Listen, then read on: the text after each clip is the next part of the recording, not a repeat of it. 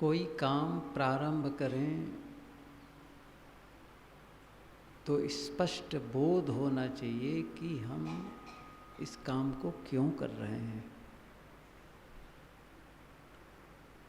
क्या पाना चाहते हैं,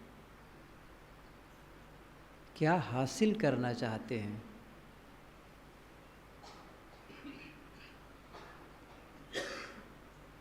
जब आप कहीं जाने के लिए घर से निकलते हैं तो यह स्पष्ट होता है पहले से ही कि मैं कहाँ जाना चाहता हूँ, क्यों जाना चाहता हूँ। और वह पता न हो तो फिर गति नहीं होगी, गति होगी अव्यवस्थित होगी। कहाँ पहुँचेंगे उसका कोई अंत नहीं। ऐसे ही जब हम साधना प्रारंभ करें तो साधना के संबंध में भी स्पष्ट बोध हो कि साधना क्यों, किस लिए मैं समय दे रहा हूँ, किस लिए मैं परिश्रम कर रहा हूँ, ये साफ होना चाहिए। और यदि वह साफ है, जिसका लक्ष्य स्पष्ट है, फिर उसे कैसे करना है ये हम खोज लेते हैं, कर लेते हैं। क्योंकि प्रारंभ भी उसी प्रकार करना होगा।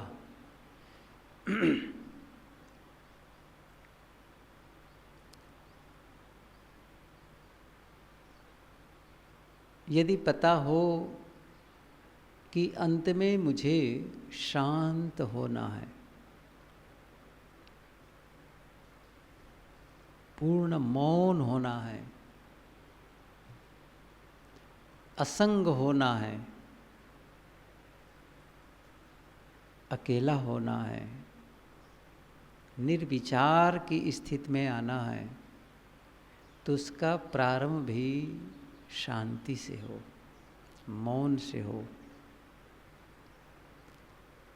शांति की साधना अशांत होके कोई प्रारंभ करे, बीज ही गलत हो गया ना। अशांति से सुख की साधना दुख से शुरू करे कोई, किसी को पानी की जरूरत हो, आग के पास जाए, पानी तो नहीं मिलेगा। मौन साधना है और वाचालता से प्रारंभ करें, कैसे होगा। मौन का जो अंत है, प्रारंभ भी मौन से हो। अब ये बात सही है कि वहाँ तक पहुँचना है, तो पहुँचना, चलना, और उसे कहते हैं अभ्यास। जब हम साधना में बैठते हैं तो लक्ष्य जब होता है कि मैं शांत हूँ, मौन, अकेला हो जाऊं, बस असंग हो जाऊं, यह लक्ष्य है। लेकिन पूर्व अभ्यास इतना है कि वह हमें विचलित कर देता है। बीच में जो पुराना है वो वापस आ जाता है, अवरोध पैदा कर देता है। अवरोध हटाना है। जैसे कोई आदमी कुआं खोदे, कुआं क्यों खोद रहे हैं? पानी के लिए। पानी है नीचे, लेकिन आप जहाँ खड़े हैं और जहाँ पानी है उसके बीच में कुछ है जिसे हटाना है। कोई सोने की खान में जाए और सोना पाना चाहे, हीरा पाना चाहे, रत्न पाना चाहे, तो जहाँ है और जहाँ हीरा है उसके बीच में कुछ ऐसी चीज़ है जो हीरा नहीं है, रत्न नहीं है, उसे हटाना है।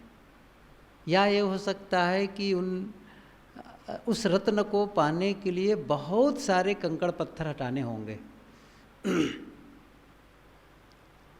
कुआं खोदते समय पानी तक पहुंचने के लिए एक मोटी परत है, उसे हटाना है। ऐसे ही है ये अंदर कुआं ही तो खोदना है। शीतलता पाने के लिए बीच में जो द्वंद्व है,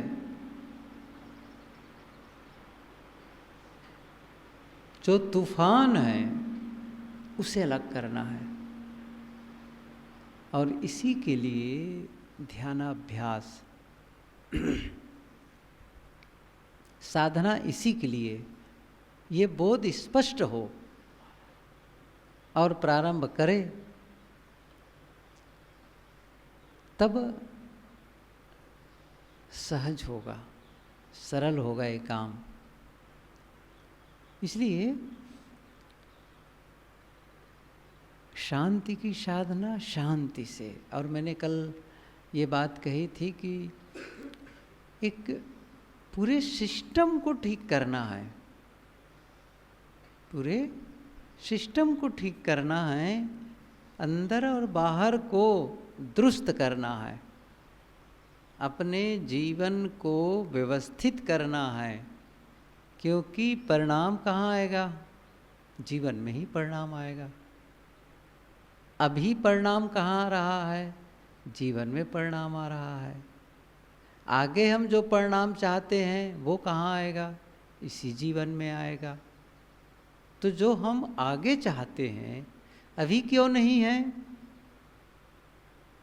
अभी वो चीज़ क्यों नहीं? अभी मैं क्यों शांत नहीं हूँ? अभी अकेलेपन महसूस क्यों नहीं करता हूँ? असंगता का अनुभव क्यों नहीं करता हूँ? भीड़ का अनुभव करता हूँ। भीतर में भीड़ है, बहुत आवाज़ है, अंतर में बहुत आवाज़ है।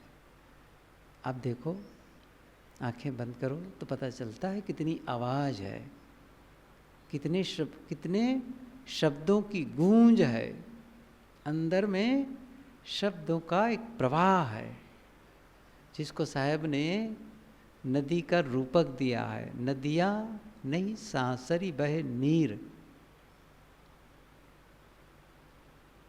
बुझ बुझ पंडित मन चितलाए, कबहु भरल बहे कबहि सुखाए। तो एक नदी का रूपक दे करके बता रहे हैं कि जिस प्रकार नदी के किनारे खड़े हो जाओ तो नदी की धारा को देखो, एकदम पानी का सैलाब, प्रवाह। ऐसे ही अंदर में विचारों का प्रवाह, और विचार का मतलब शब्द, शब्दों की भीड़, गूंज है। और इसलिए अंतरात्मा की आवाज़ वो नहीं सुनाई देती है, क्योंकि दुनिया की आवाज़ है जो हमने भर रखा है, हमने इकट्ठा किया है उसको। ये नहीं है कि किसी ने लाके डाल दिया है, हम स्वयं ने उसे संग्रहित किया है। उसे हटाना है, उसे अलग करना है। तो साधना में जब बैठें तो यही करना है कि मैं मौन हो जाऊं, शांत हो जाऊं, पूर्ण रूप से असंग हो जाऊं, अकेला हो जाऊं। ये लक्ष्य। लेकिन जब वो बाधा आती है, विचार आते हैं और एकदम से हटते नहीं हैं, इसलिए उपाय करने होते हैं। गुरुदेव जिसे कहते थे अवलंब, आधार, खूंटा, एक शब्द उनका ये भी होता था, खूंटा। जैसे एक गाय का बछड़ा हो, बहुत चंचल, ये इसी आश्रम के परिसर में उसे छोड़ दिया जाए तो कितना भागेगा, यहाँ वहाँ वहाँ पकड़ना कठिन होगा।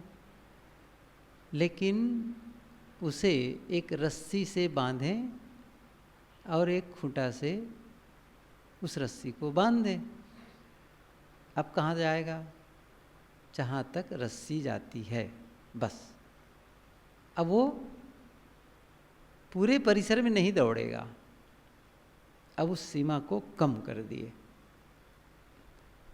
सांस की साधना यही है। बैठते हैं, पुरानी बातें याद आती हैं, और हम यहाँ बैठे हैं, दूर दूर की बात याद आती है, जहाँ जहाँ गए हैं, जिसे देखे सुने हैं, सब। अब सांस पर मन को लगाए तो वो एक खूंटा हुआ, सांस को ही देखना है। अब वो एक सीमित जगह पर, वो साधना की पूर्णता नहीं है, लेकिन क्या हो गया है, अब निसीम से ससीम, दूर तक जो जाता था उसे हमने एक जगह केंद्रित किया, सांसों पर लाया। सांस की साधना ऐसी है कि इसके लिए कोई कल्पना की जरूरत ही नहीं है। सांस आती है और जाती है, और ये प्रारंभ से ही, जन्म से ही सांस का आना जाना है, और जीवन के अंत तक सांसों का आना जाना लगा रहेगा। तो जब आप चाहेंगे सांस को अपना मित्र बना सकते हैं। मित्र क्या, वो सांस ही है, वह प्राण है, इसीलिए कहते हैं ना प्राणवायु, वो प्राण है, जीवन प्राण। तो उससे मित्रता करना अर्थात उससे जुड़ना, तो एक सीमित जगह पर आ गए। और साथ साथ में एक घटना घटती है, जागरूकता। घटना क्या घटती है, जागरूकता को विकसित करना होता है। और कोई लक्ष्य न हो, साधना के लिए मन न हो, समर्पण न हो, तो फिर जागरूकता का विकास भी नहीं होगा। जागरूकता का विकास होता है कि ये काम करना है। मैंने कल ये बात कही भी थी, किसी दबाव में आप करें, विवस्था में करें, और किसी के देखे सुने में करना शुरू कर दिए, और वैसा कुछ भाव नहीं है, चलो करना ही है, कैसे करें ना करें तो भी नहीं बनेगा, लोग क्या कहेंगे। साहब ने कहा ना, शर्मा शर्मी पचिमुआ, काल घसीटन हार। संकोचवश करेंगे, अंदर से जागरूकता नहीं है, भाव नहीं है, तब तो फिर वो होगा ही नहीं। कोई आदमी किसी को बाहर के काम को दबाव में करवा सकता है, और करने वाले की व्यवस्था हो सकती है, मजबूरी हो सकती, कोई कारण हो सकता है, मैं ये काम नहीं करूँगा तो मेरा ये नुकसान कर सकता है। और कहीं ऐसा न हो कि जो इनसे मिल रहा है वह मुझे न मिले, ये भयवश कोई कर सकता है, दबाव में आके कर सकता है। इसका मतलब है नहीं चाहते हुए भी वह करेगा। लेकिन साधना का काम, ध्यान चिंतन का काम, यह कभी भी दबाव पूर्वक नहीं हो सकता है। विवशता और मजबूरी में यह नहीं हो सकता है। स्वयं की जागरूकता हो, स्वयं का भाव जगे तो ही सफलता होगी। स्वयं के लिए नहीं, ये तो मेरा काम है। अब कोई देख रहा हो तो आंखें बंद करके बैठ लिए, कोई नहीं देख रहा हो तो मोबाइल खोल के बैठ लिए, चलो उसके भी करने लग जाते हैं। क्योंकि बाहरी आकर्षण है, बाहर के प्रति हम आकर्षित होते हैं क्योंकि वो तत्काल लाभ दिखता है, तत्काल वह आनंद का कारण बनता है। सुंदर दृश्य दिखा, सुंदर शब्द दिखे सुने और वो मन में गया तो उस समय लगता है बहुत अच्छा लगता है, आनंद का अनुभव होता है, ऐसा महसूस होता है। भ्रम होता है, भ्रम ही कहिए उसको, सत्य तो है नहीं, वो भ्रम है। क्योंकि आप आनंद का अनुभव पराश्रित हैं, दूसरे के आधार पर कर रहे हैं जिससे आपको आनंद मिल रहा है। और पर का आधार कब तक लेंगे? नहीं, स्व आश्रय, पराश्रय स्व आश्रय, पर न हो, पर आधारित न हो, स्वयं का आधारित हो। अर्थात हम बिना कुछ देखे सुने, बिना कुछ पाए, बिना किसी से मिले जुले हम आनंद का अनुभव करते हैं। और आनंद का अनुभव करने के लिए, शांति का अनुभव करने के लिए पर से अलग होना पड़ेगा। और पर से अलग होने का मतलब केवल फिजिकली नहीं, भौतिक दृष्टि से नहीं। हो सकता है आप अपने कमरे में जाके बंद हो जाएं।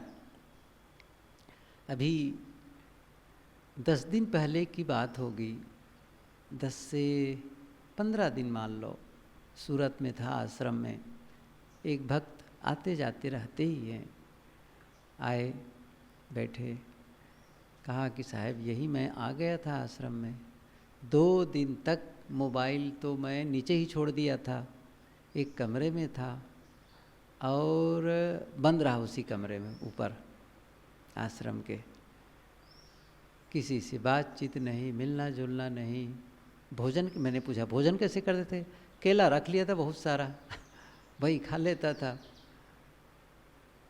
तो हुआ क्या? अरे बहुत सारे विचार आते थे, बहुत नकारात्मक विचार आते थे। तो मैं ये कह रहा था कि बाहर से आप दुनिया से फिजिकली रूप से, भौतिक रूप से कट तो कर देंगे, लेकिन जुड़ाव भीतर का है, वही महत्वपूर्ण है। किसी के नहीं होने पर भी अंदर बहुत लोग होते हैं, भीड़ होती है। उस भीड़ से जो डिटैच होना है, अलग होना है, डिस्कनेक्ट करना है अपने आप को, साधना इसी के लिए है। अकेले में जब उस स्थिति में पहुंचेंगे, क्योंकि जब तक वो लोग रहेंगे, आधार पर का रहेगा, तब तक शांति का अनुभव नहीं होगा। इसलिए कहते हैं अकेलापन, एकदम अकेलेपन को महसूस करो, और वही नहीं हो पा रहा है। मैंने कहा ना, भीड़ ही महसूस कर रहे हैं आप, भीड़ का ही अनुभव कर रहे हैं, तो कैसे बनेगा? उसी को अलग करना है। इसीलिए सांस की साधना कही जाती है। तो ये हमको करना है, और ये काम 1-2 दिन का नहीं है कि आज शुरू किए कल पूरा हो गया। आप कहीं जाते हैं, सामान का लिस्ट बनाकर जाते हैं, और कुछ घंटे में आप सामान खरीद के वापस आ जाते हैं, आज का काम पूरा। कोई विद्यालय जाता है, पढ़ने जाता है, पढ़ाने जाता है, आज का काम पूरा। हॉस्पिटल जाता है, चाहे वो चिकित्सा करने के लिए या चिकित्सा करवाने के लिए, किसी को कोई स्वास्थ्य संबंधी समस्या है, गया और वहाँ जा कर के स्वस्थ हो गया, बस आ गया। अब फिर मुझे नहीं जाना है अस्पताल, अब मुझे नहीं जाना है, हो गया काम। ऐसे ही है, लेकिन यहाँ का काम अलग है। आज बैठे, आंखें बंद किए और ये सोचे कि कल तो पूरा हो गया, अब बस पहुँच गया संगता। एक दो दिन का काम नहीं है। अच्छा, एक दो दिन का काम क्यों नहीं है? इसलिए कि एक लंबे समय से हम उस भीड़ का हिस्सा बने हैं और आज भी उस भीड़ के हिस्से में हैं। उससे अलग करना बहुत समय साध्य है, श्रम साध्य है। ये परिश्रम की आवश्यकता है और लगन की आवश्यकता है। तो एक दो दिन का काम नहीं है, लंबे समय तक साधना करते जाएंगे, बहुत मंथर गति से उसका परिणाम दिखाई देगा। और अभी तो परिणाम दिखे बगैर काम करना है, कोई परिणाम नहीं दिख रहा है, इसके बावजूद काम करना होता है। आप जब कोई मकान बनाना चाहता है, आप में से कोई भी, तो शुरुआत कहाँ से होती है? शुरुआत होती है नींव से। कोई ईंट रखे, कोई मसाला डाले, तो वो गड्ढा ही भरना है पहले तो। मकान तो भैया अभी 4 दिन हो गए कर रहे हो, मकान तो दिखता नहीं है। दिखेगा ही नहीं, वो दिखेगा नहीं। अभी तो उस गड्ढे को खोदें, उसी को भरना है। कहे परिणाम तो नहीं दिख रहा है। और उसमें आप सामान भी लगा रहे हैं, श्रम भी कर रहे हैं, मकान तो दिखाई नहीं देता है। नहीं देगा। मैंने कहा ना, कुआं को उदाहरण दिया था, कुआं खोदे जा रहे हैं, भैया पानी तो दिख नहीं रहा है, सप्ताह भर से खोद रहे हो, नहीं दिखेगा। मैंने क्या कहा? परिणाम दिखे बगैर काम करना है। जब हम साधना प्रारंभ करेंगे तो ऐसा नहीं है कि अब शांत हो गए तब क्या काम छोड़ दें, नहीं, तब भी काम करना है। क्यों? ये आने वाला है। कुआं खोदने वाले को विश्वास होता है, एक समय मैं पानी पा जाऊंगा। ऐसे ही हीरे मोती चुनने वाले, उन्हें विश्वास होता है और वो एक दिन पा जाता। और जिनको शुरू में ही विश्वास ना हो, पता नहीं मिले कि ना मिले, तो क्या वो काम चालू रख पाएगा? नहीं। इसलिए पूर्ण विश्वास हो, लगन हो, संकल्प हो तो होगा।